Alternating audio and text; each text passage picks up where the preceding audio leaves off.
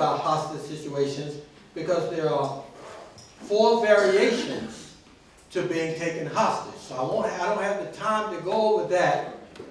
So I'll just go over the hostage survival guidelines to teach you how to survive if you're ever taken hostage in a prison situation. How to survive a hostage situation. Number 1, pray and be patient. That's right. Pray and be patient. Even though the authorities may appear to be doing nothing, they are engaged in putting together or executing a complete rescue plan. So pray and be patient. Don't try to force a resolution. You know how some people say, if you're going to kill me, kill me. Do not try to force a resolution. In other words, be prepared to buy time. Yes, sir. Give them reasons why they should not kill you. 2 of the best reasons is if you have small children at home. Prisoners love small children. So if you go to prison for harming a child, you are most likely will get beat up, maybe even killed in prison.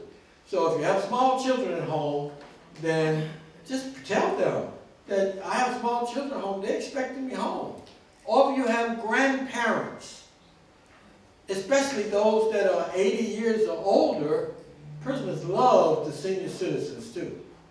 So look at this. They love small babies and they love older senior citizens.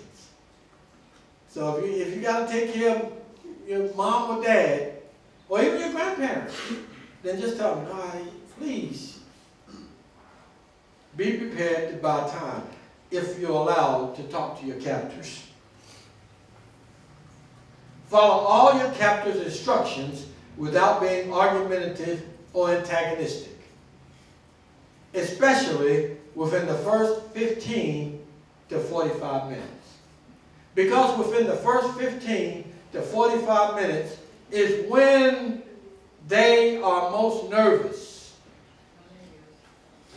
15 to 45 minutes. If they don't do anything to you in the first 15 to 45 minutes, chances are that you're going to come out of that situation alive.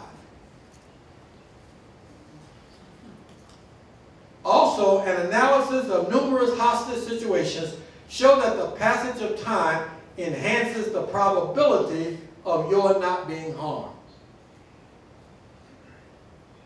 Allow bonding to occur. Because within the first 15 to 45 minutes, bonding will start to take place. You know what bonding is? You become a friend to them, they become a friend to you. Bonding. Bonding begins to occur. So allow it. Bonding will almost always start to happen the longer that you and your hostage takers are together, unless you or they stop it. This is known as the Stockholm Syndrome. It's named after Stockholm, Sweden, where this phenomenon was first seen happening. Stockholm Syndrome. There is a notorious case of Stockholm Syndrome that happened in the United States. Who knows what it was? Patty Hearst. Patty Hearst. That was a case of Stockholm Syndrome. Oh, I forgot to tell you. My friend Mark Kitchen drove up with me. Mark, just raise your hand. I'm just Mark. He said he's just Mark. I call him Kitchen Man. Stockholm Syndrome. Keep a low profile. In other words, don't be trying to do anything to get them to notice you. Keep a low profile. Simply be a good listener. Speak only to your captors in response to a question from them. Is everybody, you having a chance to write it in? Yeah. Okay. Speak only to your captors in response to a question from them, or if someone else, unable to speak, needs relief, medical attention, water, or so on. So keep a low profile.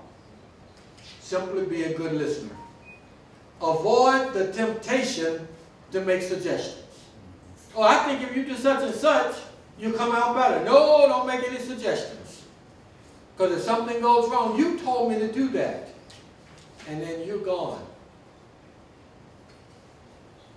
Keep it to yourself if you know them and they're trying to conceal their identities. What do you think would happen if somebody walked in this room with guns, 2 or 3 of them, and they took all of us hostage and they all have on masks? And one of them begins to speak, and you know him, and you say to him, John, is that you? You just sealed all of our destiny. Keep it to yourself if you know them and they're trying to conceal their identities. Mark. On the avoid the temptations to make suggestions. We have that page. When I did my time in Virginia, I am an ex-offender, or many years old school ex-con. We had a situation in Deerfield where some of the guys were going to try to take over 1 trailer. We never understood this. There were 5 trailers. They were going to take over 1. And some of the people in there that were educators made some suggestions about what they should do. And when it was over with, they ended up getting charged and sent to the penitentiary for aiding and abetting. That's why you don't never make any suggestions or nothing to nobody, because you can be charged. You can get a charge because it's aiding and abetting. That's true. Thank you. I just thought I'd throw that in there. Rest, eat, and drink plenty of water. Rest, eat, and drink plenty of water.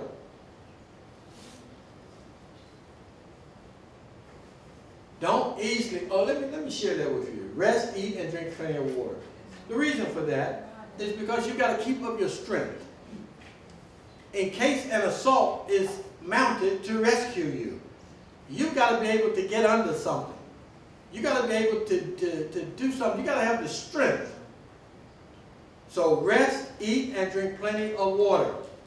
And don't easily give up or exchange your clothes with an offender. Because if an assault is mounted to rescue you, then you may be mistaken as an offender and get shot.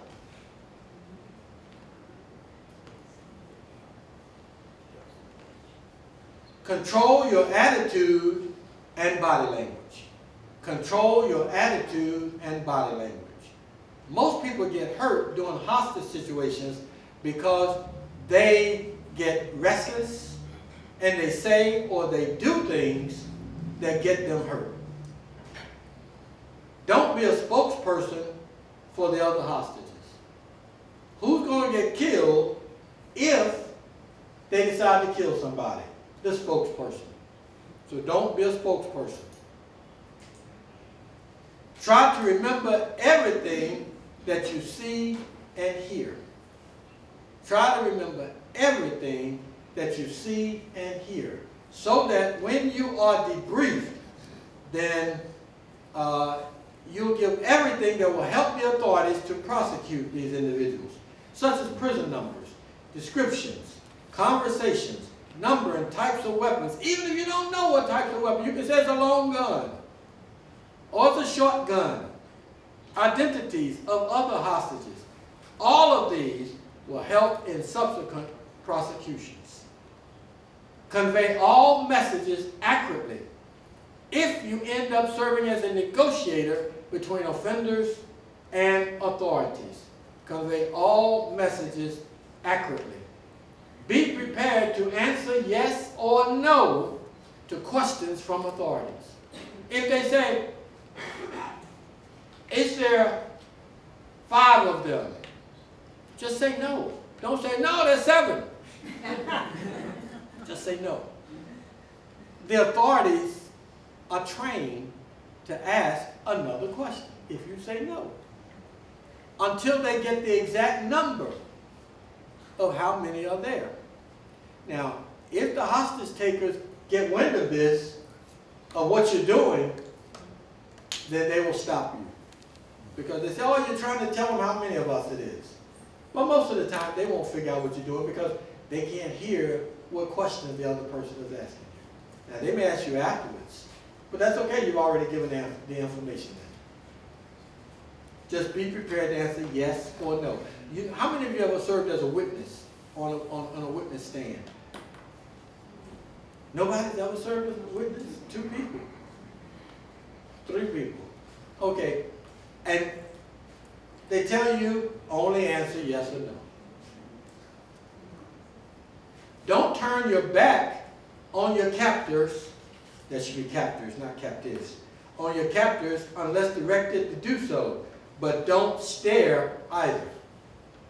Don't turn your back on them, but don't stare either. Some eye contact may be good, as people are less likely to harm you if you're looking at them. But staring may be perceived as a threat. So don't stare. Offer only verbal resistance in the event of a sexual assault. If they say, we're going to take this sister in the back room and have some fun with her, only offer verbal resistance. Do not attempt to fight them off. I'm trying to tell you how to stay alive. Okay? And don't say, well, you men should protect us. They will kill all of us and then still do what they want to you. Are you listening to me? So, offer only verbal resistance in the event of a sexual assault. Find cover if you think authorities or offenders are assaulting your location. Find cover. If no cover is available, assume the non-threatening position. Let me share with you what the non-threatening position is.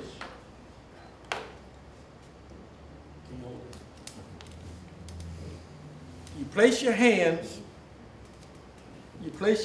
clasp them behind your head. Clasp them. Spread your legs apart, get on the floor, and bury your face even in the concrete if necessary. That's the non-threatening position. If no cover is available, assume the non-threatening position and stay down on the floor. And if shots are fired and they suddenly stop being fired, thank you. Don't jump up and say, praise the Lord. Because you just might get shot. Stay on the floor in the non-threatening position. Do not resist being apprehended by the authorities. Do not say, I'm so and so and so. If they come over and say, come with us, and start to put handcuffs on you, just let them take you away from there. Do not resist being apprehended. Make sure that you are debriefed by authorities after your rescue or release. Make sure that they debrief you, because you are going to experience PTSD. So you need to be debriefed. Because if you're debriefed, there's a less likely possibility that you will experience PTSD. What is PTSD? Again, post-traumatic stress syndrome. Almost all hostages go through PTSD when they're released. Finally, always maintain your dependence on the Holy Spirit to direct you. All that I've told you, that's fine. But make sure that it's the Holy Spirit that's directing you. Because if you're not sure, then just do what I've told you. And you will come out of it alive. Questions? Comments?